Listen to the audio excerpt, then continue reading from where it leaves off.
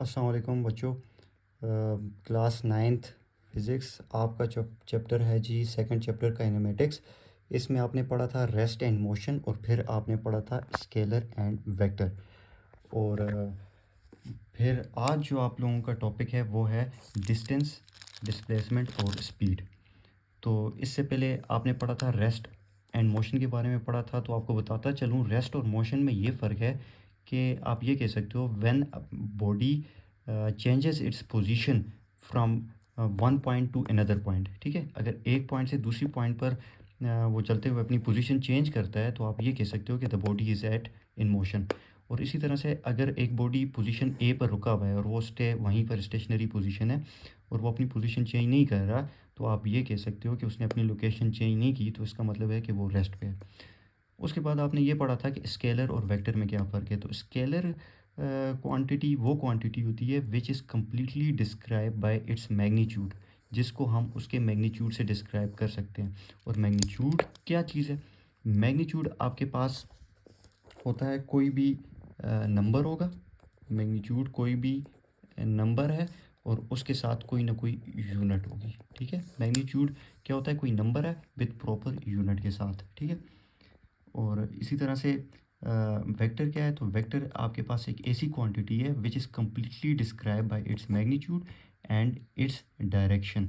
उसमें मैग्नीट्यूड भी चाहिए होता है और डायरेक्शन भी चाहिए होता है। तो ये स्केलर और वेक्टर में फ़र्क है। अब इसी तरह से आपका जो नेक्स्ट टॉपिक है वो है डिस्टेंस। अच्छा, जो टॉपिक है आपका वो है जी डिस्टेंस। डिस्टेंस है क्या चीज़? तो उर्दू में हम कहते हैं कि डिस्टेंस हमारे पास फासला है। तो मैं आपको ये कहता हूँ कि डिस्टेंस होता क्या है, तो मैं कहता हूँ कि आपके पास एक पॉइंट ए है और दूसरा पॉइंट आपके पास बी है। ए फ़र्ज़ करें आपका घर है, ठीक है, और बी आपका स्कूल है। अब आपने पॉइंट ए से बी तक आना है, तो आप क्या करते हो?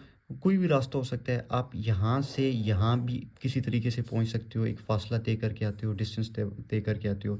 या हो सकता है कि आप यहाँ जाओ, फिर यहाँ आओ, फिर वापस इस जगह पे आ जाओ, ये भी हो सकता है। तो ये आपके पास एक्चुअल लेंथ होती है। ठीक है, तो मैंने आपको ये कहा कि डिस्टेंस आपके पास क्या है? एक एक्चुअल लेंथ है जो आप एक पॉइंट से दूसरे पॉइंट तक कवर करते हो, तो इसे कहते हैं कि वो आपके पास डिस्टेंस है। तो इसकी डिफिनेशन आप ये भी बना सकते हो कि the length of path travelled between two position, यानी वो एक्चुअल लेंथ या पाथ दो पोजीशन के दरमियान जो कवर किया जाए वो आपके पास डिस्टेंस कहलाता है।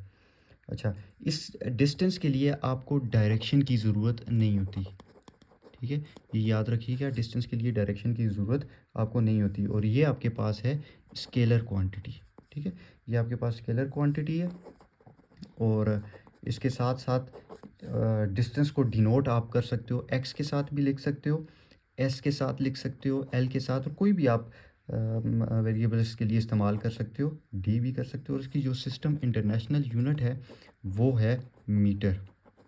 ठीक है, यानी लेंथ है तो लेंथ ज़ाहिर सी बात है हम लोग मीटर में मेजर करते हैं। तो ये था आपके पास डिस्टेंस। इसी तरह से नेक्स्ट है आपके पास डिस्प्लेसमेंट। तो डिस्प्लेसमेंट क्या चीज़ होती है? इसी तरह से डिस्प्लेसमेंट आपके पास है, ये आप ये कह सकते हो कि ये शॉर्टेस्ट डायरेक्टेड डिस्टेंस होता है। ठीक है, शॉर्टेस्ट शॉर्टेस्ट पाथ भी कह सकते हो इसको, शॉर्टेस्ट लेंथ भी कह सकते हो, और शॉर्टेस्ट डिस्टेंस भी आप कह सकते हो। कहाँ से?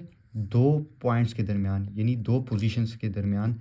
यानी आप इंग्लिश में इसको यूँ बोलोगे कि द शॉर्टेस्ट डायरेक्टेड डिस्टेंस या path between two position is called displacement. ठीक है, तो अब यहाँ देखें, आपने यहाँ से यहाँ बी पोजीशन तक आए थे तो कोई भी आपने लेंथ कवर की थी, लेकिन इस केस में शॉर्टेस्ट पाथ आपके पास क्या होगा? यहाँ से लेकर स्ट्रेट यहाँ तक। तो आपने ये शॉर्टेस्ट पाथ कवर किया, इसे आपने नाम दे दिया डिस्प्लेसमेंट का। ठीक है, तो ये स्ट्रेट पाथ भी हो सकते हैं, आप ये भी कह सकते हो कि स्ट्रेट डिस्टेंस या स्ट्रेट लेंथ या स्ट्रेट पाथ, ठीक है, between two point is called displacement. अच्छा, इसी तरह से ये आपके पास वेक्टर क्वांटिटी है, क्योंकि इसमें आपको डायरेक्शन की ज़रूरत पड़ती है। ठीक है, अब आप यहाँ से इस तरफ आए हैं तो आप ये कह सकते हैं कि मैं जी नॉर्थ से आया हूँ, साउथ की तरफ आया हूँ, तो इसका मतलब है कि ये जो आपको डायरेक्शन बताई गई है नॉर्थ से साउथ की तरफ, तो ये डायरेक्शन आ गई और कितना चल के आए हैं। तो हो सकता है कि आपने जो डिस्टेंस कवर सॉरी लेंथ आपने जो कवर की है डिस्प्लेसमेंट, वो 20 मीटर कवर की है। और कहाँ की कवर की है? नॉर्थ से साउथ की तरफ। तो 20 मीटर आपके पास मैग्नीट्यूड आ गया। और मैग्नीट्यूड क्या होता है? एक नंबर विद यूनिट। और इसी तरह से आप ए से बी की तरफ आएँ और आपने बताया कि मैं घर से स्कूल जा रहा हूँ या नॉर्थ से साउथ की तरफ जा रहा हूँ, तो ये आपके पास डायरेक्शन होगी। तो इसलिए इसको वेक्टर क्वांटिटी भी कहा गया। और उसकी यूनिट की बात की जाए, सिस्टम इंटरनेशनल यूनिट, और यूनिट ज़ाहिर सी बात है ये भी लेंथ है और डिस्टेंस भी लेंथ है, तो इसकी भी यूनिट सेम है जिस तरह से इसकी यूनिट है, यानी मीटर। तो सिस्टम इंटरनेशनल यूनिट इसकी हुई मीटर। अच्छा, आपने अभी डिस्टेंस और डिस्प्लेसमेंट में फ़र्क किया। अभी जो आपका टॉपिक है वो है जी स्पीड। तो स्पीड क्या चीज़ है? तो स्पीड है मेजरमेंट ऑफ डिस्टेंस, यानी डिस्टेंस को मेजर करना विद पैसेज ऑफ टाइम, यानी कितने टाइम में कितना डिस्टेंस कवर किया है उसे मेजर करने का नाम स्पीड है। ठीक है। अच्छा, डिस्टेंस और डिस्प्लेसमेंट में हम लोगों ने डिफरेंस मालूम किया। अब इसके बाद अब जो नेक्स्ट टॉपिक है वो आपका है जी स्पीड। तो स्पीड क्या चीज़ है? स्पीड हमारे पास है कि जित डिस्टेंस हम लोगों ने कितना कवर किया और कितने टाइम में, वो हमारे पास स्पीड है। ठीक है। फ़र्ज़ करें मैं कहता हूँ कि आपने पॉइंट ए से बी तक डिस्टेंस कवर किया है और पॉइंट ए आपके पास एबटाबाद है और बी पॉइंट आपके पास एग्ज़ाम्पल के तौर पे बहावलपुर है। ठीक है। तो ये एग्ज़ाम्पल ले रहे हैं कि 700 किलोमीटर है। ठीक है। तो ये 700 किलोमीटर है और 700 किलोमीटर आप कितने टाइम में कवर करोगे? हो सकता है कि आप 7 घंटे लगा लो या 8 घंटे लगा लो। तो जितना हमारे पास डिस्टेंस होगा और जितना टाइम होगा, इन दोनों को डिवाइड करेंगे तो हमारे पास स्पीड निकल आएगी। तो स्पीड क्या हुआ कि यानी आप एक जगह से दूसरी जगह मूव कर रहे हो, कितनी लेंथ कवर की यानी कितना डिस्टेंस कवर किया और कितना आप कितने टाइम में कवर किया, तो ये आपके पास स्पीड है। तो मैं लिखता हूँ स्पीड हमारे पास होती है कि हमने कितना डिस्टेंस कवर किया और कितने टाइम इंटरवल में, तो ये आपके पास स्पीड है। तो अब यहाँ जाए, ये देखें कि कहते हैं कि measure of a distance covered with passage of time is called speed, और इसको हम लोग डिनोट करते हैं वी के साथ। और मैथमेटिकली आप इसको लिख सकते हैं speed distance over ellipse time, यानी कितना टाइम कवर किया। तो आप यूं भी लिख सकते हैं v is equal to del S over del T. और एस डेल का मतलब होता है चेंज, तो कितना चेंज आएगा, यानी फाइनल में से हम लोग इनिशियल को माइनस कर देंगे।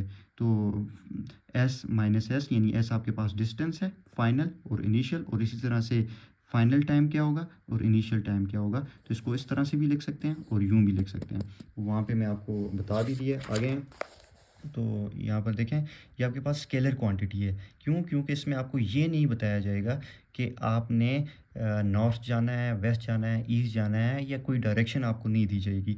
इसमें बस आपने लेंथ कवर करनी है, डिस्टेंस कवर किए जाना है और कितने टाइम में, बस आप डिस्टेंस मालूम कर सकते हैं। ठीक है। और इसकी जो यूनिट होती है, तो आपको पता है डिस्टेंस की यूनिट अभी अभी हम लोगों ने लिखी थी, वो थी मीटर। ठीक है। डिस्टेंस की यूनिट थी मीटर। और टाइम की यूनिट आपको पता है कि सिस्टम इंटरनेशनल यूनिट इसकी सेकंड होती है। तो इस तरह से स्पीड की आपके पास जो यूनिट बन जाएगी मीटर पर सेकंड बन जाएगी, और ये आपके पास स्केलर क्वांटिटी होगा। ठीक है। और ये भी आपको पता है कि स्केलर और वेक्टर में क्या फ़र्क है। ठीक है। तो यूँ आप इसको लिख सकते हैं मीटर पर सेकंड।